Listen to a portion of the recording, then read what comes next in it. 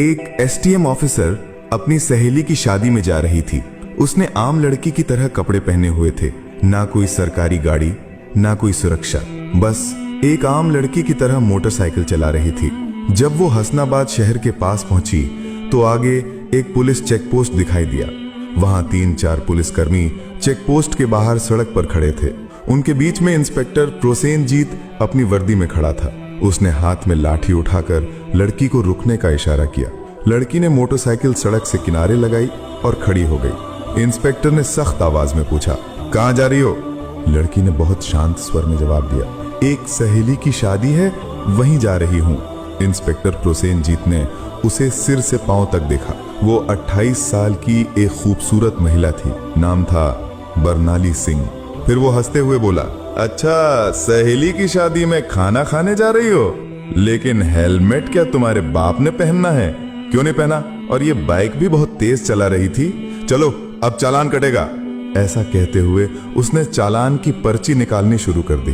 बरनाली समझ चुकी थी कि उसकी नीयत ठीक नहीं है और ये सब एक बहाना है। उसने कहा, सर, मैंने कोई कानून नहीं तोड़ा है। ओ मैडम, हमें कानून मत सिखाओ, प्रोसेनजीत झल्ला कर बोला। उसने पास खड़े एक कांस्टेबल की तरफ देखा, फिर बरनाली की ओर मुड़कर कहा, इसे सबक सिखाना होगा। अचानक इंस्पेक्टर ने जोर से एक थप्पड़ मारा बरनाली के गाल पर। बहुत सवाल कर रही है, जब पुलिस कुछ कहे तो चुपचाप मान लेना चाहिए।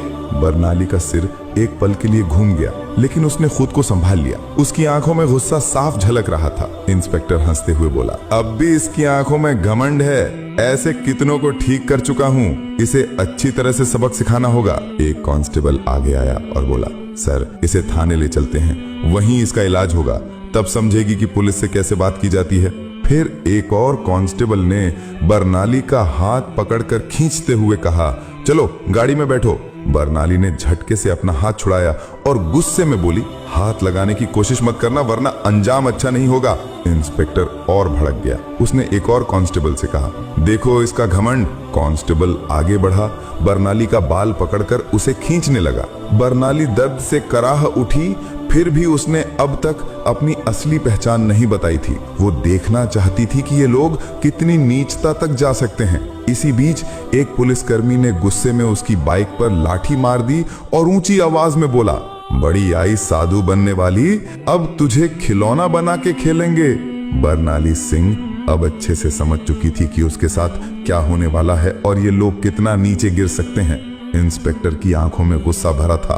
वो जोर से चिल्लाया, तेरे जैसे कई होशियार देखे हैं, पुलिस से पंगा लेगी, आज मजा चखाएंगे। चलो इसे थाने ले चलते हैं, वहां समझ में आ जाएगा। इस समय भी बरनाली सिंह चुप थी। उसने अब भी अपनी पहचान उजागर करने की कोई कोशिश नहीं की। वो देखना चाहती थी कि ये लोग प्रशासन की कितनी बदनामी कर सकते हैं और एक आम नागरिक पर किस हद तक जुल्म ढा सकते हैं। इंस्पेक्टर प्रोसेनजीत अब खींच चुका था। उसके सामने एक ऐसी महिला खड़ी थी जिसके कोमल गाल पर थप्पड़ पड़ा था, जिसके बाल खींचे गए थे, जिसे जबरन सड़क पर घसीटा गया था। फिर भी वो एक मूर्ति की तरह शांत खड़ी थी, न कोई चीख न कोई आंसू। इंस्पेक्टर प्रोसेनजीत सोच रहा था, थाने पहुंचते ही देखता हूँ इस जिद्दी और घमंडी औरत का इलाज कैसे किया जाए। ये सिर्फ गुस्सा नहीं था, ये वो गुस्सा था जो अंदर ही अंदर सुलग रहा था। चौकी इंचार्ज इंस्पेक्टर हंसते हुए बोला, अब इसकी जबान भी चलने लगी है, चलो थाने, देखेंगे कितनी चलती है इसकी जबान। थाने में घुसते इंस्पेक्टर जोर से चिल्लाया, ओए कहाँ गए सब, चाय पानी लगाओ जल्दी, आज एक खास माल आया है। बरनाली सिंह अब भी कुछ नहीं बोली, बस थाने की दीवारों को देखती रही। वो देख रही थी कि ये लोग उन निरीह लोगों के साथ कैसा व्यवहार करते हैं जो कभी आवाज नहीं उठाते। तभी एक कांस्टेबल इंस्पेक्टर प्रोसेनजीत की ओर झुककर फुसफुसाया, क्या केस है सर? इंस्पेक्टर ने हंसते हुए कहा, अरे कुछ भी नहीं, स्पीड ब्रेक करो या हेलमेट का बहाना मारो, जो मन हो लिख दो, बस अनबर करना है और इसका घमंड तोड़ना है, ज्यादा सवाल मत कर। बरनाली सब कुछ सुन रही थी, लेकिन उसकी आंखें अब भी चुप थीं। मनो वो चाहती थी कि पुलिस की ये गिरावट खुद उनके ही मुंह से उजागर हो। इंस्पेक्टर कुर्सी पर बैठा, हाथ में पेन लिया और टेबल पर घुमाने लगा। फिर बरनाली की ओर देखकर पूछा, नाम क्या है, कहाँ रहती है, किसकी बेटी है? बरनाली चुप रही। फिर इंस्पेक्टर बोला, सुनाई नहीं देता, नाम क्या है तेरा? लेकिन बरनाली की चुप्पी अब भी पत्थर की दीवार जैसी अडिग। तभी इंस्पेक्टर ने जोर से मेज पर हाथ मारा, इतनी जोर से कि आवाज पूरे थाने में गूंज उठी। फिर गुस्से से चिल्लाया, सुनाई नहीं देता, नाम बता जल्दी। बरनाली ने मुंह घुमाकर शांत स्वर में उत्तर दिया, जी सुमिता शर्मा। इंस्पेक्टर उसके चेहरे की ओर देखकर हंसते हुए बोला, हो बड़ी चालाक लड़की है तू, झूठ बोलने में तुझे खासा तजुर्बा है, लेकिन याद रख ज्यादा होशियारी महंगी पड़ती है। एक भी गलती की तो पछताने का मौका तक नहीं मिलेगा। फिर बरनाली सिंह को जबरदस्ती उस सड़ी हुई हवालात में डाल दिया गया जहां पहले से 2 कैदी मौजूद थे। उनमें से एक कैदी ने बरनाली की ओर देखते हुए पूछा, बहन तूने क्या गुनाह किया है? बरनाली ने हल्की सी मुस्कान दी लेकिन कुछ नहीं बोली। अब वो बस देख रही थी ये पूरा सिस्टम कितना सड़ चुका है। अगर एक एसडीओ को बिना वजह अंदर किया जा सकता है तो आम आदमी की हालत तो सोच पाना भी मुश्किल है। अब वो उस कोठरी के कोने में बैठी थी, सब कुछ देख रही थी, सुन रही थी और हर एक हरकत को समझ रही थी। उधर इंस्पेक्टर प्रोसेनजीत एक झूठी रिपोर्ट बना रहा था। उसने आदेश दिया, इसके ऊपर चोरी और ब्लैकमेलिंग का केस ठोक दो, और फाइल पर हाथ मारते हुए बोला, चलो जल्दी। एक कांस्टेबल ने हिचकते हुए पूछा, लेकिन सर बिना सबूत? प्रोसेनजीत हंसते हुए बोला, इस थाने में सबूत लाए नहीं जाते, बनाए जाते हैं। कुछ देर बाद एक कांस्टेबल कोठरी में आया और बरनाली के कंधे पर जोर से हाथ मारा। तभी इंस्पेक्टर प्रोसेनजीत ने भी हाथ उठाया ही था कि तभी दरवाजे पर एक भारी कड़क आवाज गूंजी, रुको। सभी लोग घूमकर दरवाजे की ओर देखने लगे। वहां सीनियर इंस्पेक्टर संजय वर्मा खड़ा था। उसकी छवि बाकी अफसरों से कुछ बेहतर मानी जाती थी। वो अंदर झांका और महिला की हालत देखकर उसके माथे पर बल पड़ गया। उसने सख्त स्वर में पूछा, ये सब क्या हो रहा है? प्रोसेनजीत हंसते हुए बोला, कुछ नहीं सर, एक सड़क की औरत ज्यादा अकड़ दिखा रही थी, सबक सिखा रहा हूँ। संजय ने बरनाली को ध्यान से देखा। उसका व्यवहार किसी आम महिला जैसा नहीं लग रहा था। उसने पूछा, इसका अपराध क्या है? प्रोसेनजीत थोड़ा घबरा गया और बोला, अब सर चेकिंग में बदतमीजी कर रही थी। अब संजय को शक होने लगा। उसने बरनाली से सीधे पूछा, तुम्हारा नाम क्या है? बरनाली फिर भी चुप रही। प्रोसेनजीत हंसते हुए बोला, देखिए सर, नाम भी नहीं बता रही है। अब संजय पूरी तरह सतर्क हो गया। उसने सख्त आदेश दिया, इसे अलग कोठरी में रखो, अकेले। प्रोसेनजीत चौंक गया। लेकिन सर, संजय ने कठोरता से कहा, मैं खुद इसके पास रहूंगा। उसके आदेश पर बरनाली को एक और अलग कोठरी में ले जाकर बंद किया गया। वो कोठरी पहले वाली से भी ज्यादा बदबूदार और अंधेरी थी। बरनाली ने चारों ओर नजर दौड़ाई। एक कोने में एक टूटी हुई मेज पड़ी थी और पास ही एक जंग लगी लोहे की छड़। अब वो इस सड़े गले सिस्टम का असली चेहरा और भी करीब से देख रही थी। हर एक पल उसकी आंखें ये समझ रही थीं, कानून अब सिर्फ फाइलों तक सीमित रह गया है। इसी बीच एक कांस्टेबल दौड़ते हुए आया और बोला, सर बाहर एक बड़ी गाड़ी खड़ी है। प्रोसेनजीत चौंक गया। पूछा, कौन सी गाड़ी? कांस्टेबल घबराते हुए बोला, सर सरकारी गाड़ी। प्रोसेनजीत तुरंत बाहर गया। गाड़ी के अंदर झांकते ही उसके होश उड़ गए। वो भागकर वापस आया और धीमी आवाज में बोला, सर। प्रोसेनजीत झुंझला कर बोला, क्या हुआ? कौन आया है? कांस्टेबल कांपते हुए बोला, सर कमिश्नर साहब आए हैं। प्रोसेनजीत का चेहरा फक पड़ गया। सीनियर इंस्पेक्टर संजय वर्मा भी सतर्क हो गया। अब मामला सीधे ऊपर तक पहुंच चुका था। कमिश्नर साहब थाने में दाखिल हुए। उनकी आंखों में गुस्सा साफ झलक रहा था। उन्होंने प्रोसेनजीत की ओर देखकर सख्त स्वर में पूछा, इंस्पेक्टर प्रोसेनजीत, ये क्या तमाशा चल रहा है यहाँ? प्रोसेनजीत घबरा गया और बोला, कुछ नहीं सर, एक छोटा सा केस है बस। कमिश्नर साहब ने टेबल से फाइल उठाई और ध्यान से पढ़ने लगे। उनके माथे पर शिकन आ गई। फिर वो कोठरी की तरफ झांके और बोले, ये कौन है? प्रोसेनजीत तुरंत बोला, सर इस महिला पर 420 और धोखाधड़ी का केस है। कमिश्नर ने सीधा सवाल किया, तुम्हारे पास सबूत है? फिर दोबारा बोले, कोई भी सबूत है तुम्हारे पास? अब प्रोसेनजीत पूरी तरह फंस चुका था। कमिश्नर साहब ने सीधे महिला की ओर देखा और पूछा, तुम्हारा नाम क्या है? और तभी पहली बार बरनाली सिंह ने हल्की सी मुस्कान दी और कहा, एसडीओ बरनाली सिंह। थाने में एकदम सन्नाटा छा गया। हर चेहरा पीला पड़ गया। प्रोसेनजीत के हाथ पांव कांपने लगे। बाकी सभी कांस्टेबल हैरान होकर एक दूसरे की ओर देखने लगे। प्रोसेनजीत के पैरों तले जमीन खिसक गई। जिस महिला को वो एक मामूली अपराधी समझ रहा था, वो थी वही अधिकारी जो पूरे जिले की प्रशासनिक व्यवस्था संभालती थी।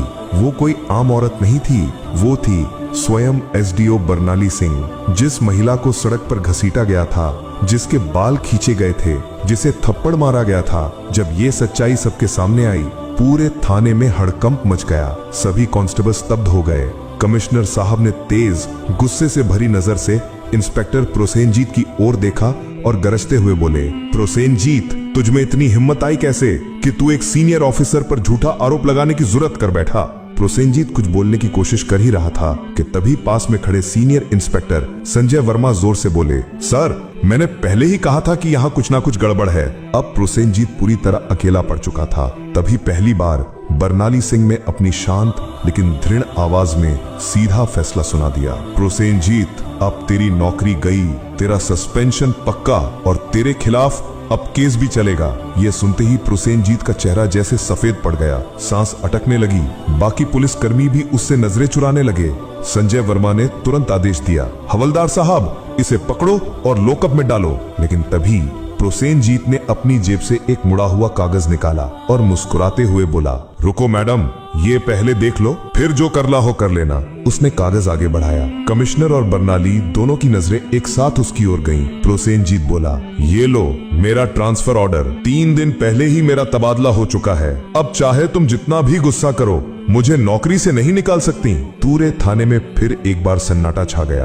बर्नाली ने वो कागज हाथ में लिया और ध्यान से पढ़ा। कमिश्नर ने संजय वर्मा की ओर तीखी नजर डालते हुए कहा, जाओ देखो ये कागज असली है या सिर्फ दिखावा। संजय ने कंप्यूटर रिकॉर्ड खंगाला और फिर सिर उठाकर बोला, सर ये असली है, लेकिन अब तक इसने नए इंस्पेक्टर को चार्ज नहीं सौंपा है। यानी अभी तक यहाँ का आधिकारिक इंस्पेक्टर यही है और सारे कुकर्म इसी के कार्यकाल में हुए हैं। अब इसे कोई नहीं बचा सकता। बर्नाली सिंह ने प्रोसेनजीत की आंखों में आंखें डालकर कहा, अब तेरा नया ठिकाना वहीं होगा जहां तू दूसरों को डाला करता था। कमिश्नर ने भी सिर हिलाकर उसकी बात पर अपनी मुहर लगा दी। जैसे ही 2 कांस्टेबल उसे पकड़ने आगे बढ़े, प्रोसेनजीत फिर से चाल चल गया और जोर से बोला, रुको मैडम, मैं अकेला नहीं हूँ। क्या आपको लगता है कि सारा दोष सिर्फ मेरा है? फिर वो थाने के बाकी पुलिस वालों की ओर इशारा करते हुए बोला, ये सब मेरे साथ थे, ऊपर तक सब शामिल है। इतना कहते ही कुछ पुलिसकर्मियों के चेहरों का रंग उड़ गया। सीनियर इंस्पेक्टर संजय वर्मा हालात को भांपकर एक एक करके सभी की ओर शक की नजरों से देखने लगे। बर्नाली सिंह ने शांत लेकिन दृढ़ स्वर में कमिश्नर की ओर देखते हुए कहा, अब इस पूरे थाने को साफ करना होगा, कोई नहीं बचेगा।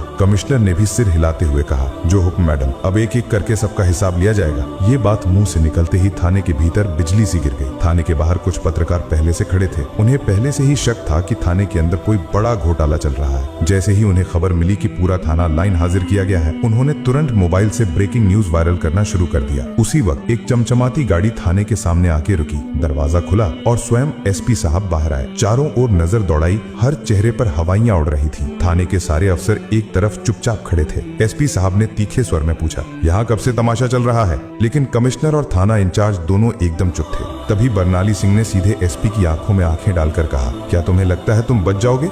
संजय वर्मा तुरंत एक फाइल निकालकर बर्नाली सिंह के हाथ में थमा दी। ये वही फाइल थी जिसमें एसपी साहब के सारे काले कारनामों का पर्दाफाश था। बर्नाली ने वो फाइल एसपी साहब की ओर बढ़ाते हुए कहा, लो देखो, इसमें तुम्हारे हर गुनाह का किराया लिखा है। एसपी साहब के माथे से पसीना बहने लगा। कमिश्नर ने बिना एक पल गंवाए तेज आवाज में आदेश दिया, पकड़ो इसे, तुरंत गिरफ्तार करो। पूरा थाना स्तब्ध रह गया। इतने बड़े अफसर को किसी ने पहली बार खुलेआम इस तरह चुनौती दी थी। एसपी की गिरफ्तारी के साथ ही पूरे जिले में तूफान आ गया। मामला दिल्ली तक पहुंच गया। मुख्यमंत्री तक खबर पहुंच चुकी थी और वहां से सीधे आदेश आया कि जिले में जितने भी अफसर मिलकर गड़बड़ कर रहे थे, सबको गिरफ्तार करो। अगले 2 ही दिनों में पूरे जिले से 40 से ज्यादा पुलिस अफसर, 10 से ज्यादा बड़े अधिकारी और कुछ राजनीतिक नेता भी गिरफ्तार कर लिए गए। हसनाबाद जिले की हवा ही बदल गई। अब चारों तरफ सिर्फ एक ही नाम था, एसडीओ बर्नाली सिंह। उनकी ईमानदारी और साहस की चर्चा हर जुबान पे थी। वो महिला जिसने पूरे सड़े गले सिस्टम को हिलाकर रख दिया था। अब प्रशासन में एक नई गति, एक नई सोच और सबसे अहम एक नया डर आ गया था। अब कोई भी ये नहीं कह सकता था मुझे कुछ नहीं होगा।